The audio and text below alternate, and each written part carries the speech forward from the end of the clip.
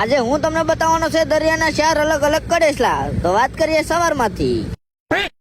તો hello everybody, સવનાપુરમાં થઈ ગયું મસ્ત મજાનું ગુડ મોર્નિંગ ને ટોપી ચાકુ પહેરીને હોય આવ્યા જાળીમાં બોલાવીને કે બોલ બાકા ચીકીને પકડી લીધા કાળા કાળા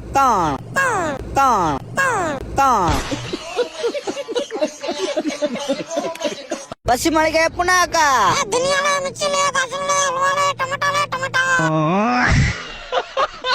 પછી પુના દાવે બનાવીને કહો મસ્ત મજાનો નાસ્તો. તો નાસ્તામાં છે મસ્ત મજાની રોટલી ને મસ્ત મજાની કોબી. એટલે આપણે બેઠી ગયા જમવા થઈ ગયા ઉભા થઈ ગયા. પછી કાલે ધોઈ નાખ્યા ઠામડા.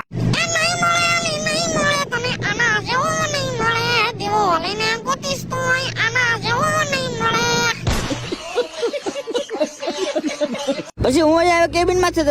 તો હર્ષિભાઈ ને મુન્નાભાઈ બે પોતપોતાની પત્ની સાથે વાતું કરતા હતા. પણ મારો ભાઈ કાળિયો વાંઢો મજા કરતા ઝાડ પડવાનો સમય થઈ ગયો. એટલે આપણે લઈ લીધો ધોકો, ભરવા માંડી ગયા વાયરો. આવી ગયા બાટલા, ખેંચી લીધા બાયડન, ખેંચી લીધી ઝાડ. આવી ગયા છે માછલા તો ઘણા બધા આવી ગયા. પણ આપણે વાત કરવાની છે 4 અલગ અલગ કડેસલાની. પહેલે નંબર પે તો આ કાળા કડેસલાની ખાસિયત એ છે કે આ દરિયામાં જોવા મળે અને ખાડીમાં જોવા મળે.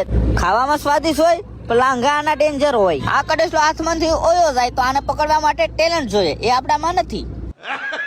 દૂસરે નંબર પર તો આ લાલ કલર નો મોટો બધી કેસલો ખાલી દરિયામાં જોવા મળે અને આ સ્વાદ ખાલી નોર્મલ આપે.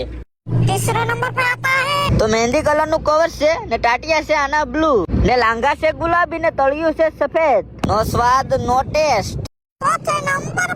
ના જમીન ઉપર, ના આસમાન ઉપર, ના જંગલ ઉપર, ના પર્વત ઉપર, ફક્ત ને ફક્ત જોવા મળશે તો આ કેસલો દરિયામાં. અને આનું નામ છે કેકડો અને આ ખાવામાં નથી, એટલે કે ખોરાકમાં નથી. તો આવું નવું ને નવું જાણવા માટે મારા પેજ ને ફોલો કરી લેજો. બાય.